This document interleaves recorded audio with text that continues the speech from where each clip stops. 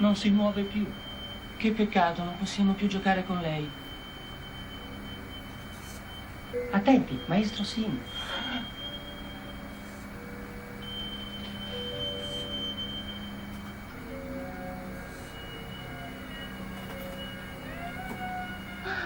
Guarda, padre, una femmina di uomo e il suo piccolo. Credi che lei sia morta? Temo di sì, Tigua. E il piccolo? Perché fa tanto rumore? Chi lo sa?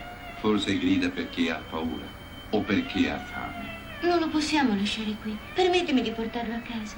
Dimmi di sì, padre. Avrò cura io di lui. Va bene, Tigua, non sarebbe giusto lasciar morire quest'animaletto. Fu così che sentii pronunciare per la prima volta il nome del grande edificatore dei Drags. Quel giorno egli mi aveva non solo salvato la vita, ma aveva legato anche il suo destino al mio.